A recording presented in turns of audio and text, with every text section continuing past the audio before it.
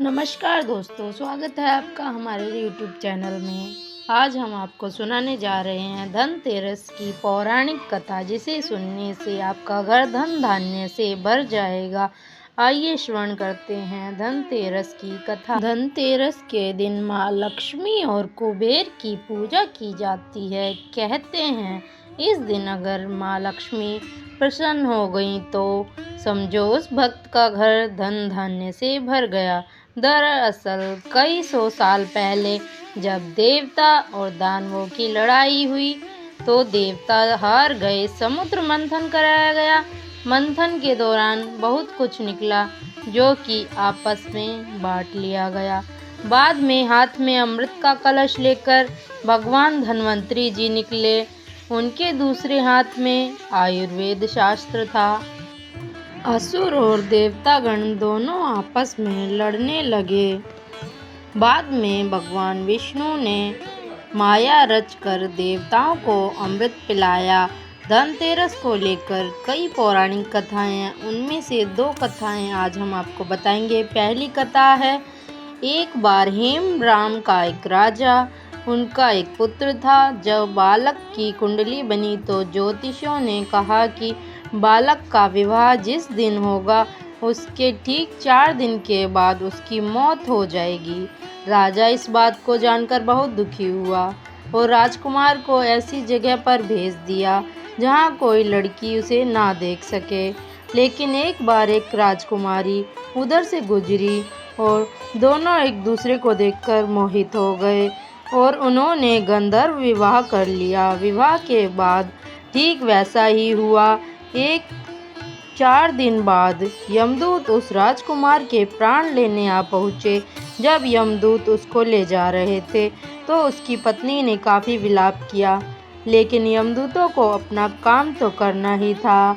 नवविवाहिता के विलाप को सुनकर यमदूतों ने यमराज से विनती की कि हे यमराज, क्या कोई ऐसा उपाय नहीं है जिससे मनुष्य अकाल मृत्यु से मुक्त हो जाए।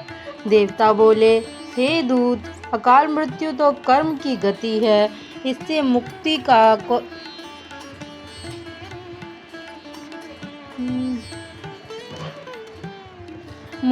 का एक आसान तरीका मैं तुम्हें बताता हूँ, जो सुनो। कार्तिक कृष्ण पक्ष की त्रयोदशी की रात को जो प्राणी मेरे नाम से पूजन करके दीपमाला दक्षिण दिशा की ओर भेंट करता है उसे अकाल मृत्यु का भय नहीं रहता। यह कारण है कि लोग इस दिन घर से बाहर दक्षिण दिशा की ओर दीप जलाकर रखते हैं।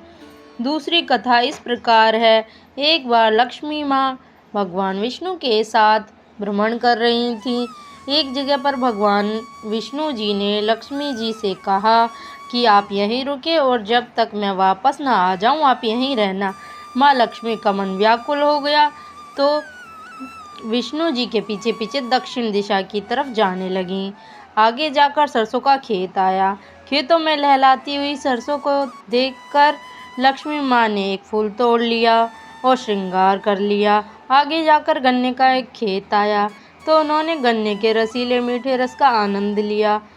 तभी भगवान विष्णु वहां आ गए और माँ लक्ष्मी जी से नाराज हो गए। विष्णु जी ने कहा उन्होंने किसान के खेत से चोरी की है और अब इन्हीं 12 साल तक किसान की सेवा करनी होगी। तब माँ लक्ष्मी गरीब किसान के घर पहुंची और वहां रहने लगी। एक दिन किसान की पत्नी को माँ लक्ष्मी ने उनकी प्रतिमा का पूजन करने को कहा। किसान की पत्नी ने वैसा ही किया। ऐसे करते ही उनके घर धन धान्य से भरने लगा और जीवन बहुत सुखी हो गया। 12 साल बीत गए। भगवान विष्णु माँ लक्ष्मी को वापस लेने आए तो किसान ने उनको ले जाने से मना कर दिया। तब भगवान ने कहा कि लक्ष्मी जी कहीं नहीं ज़्यादा नहीं रुकती, तो श्राप के कारण वे 12 साल यहाँ थी।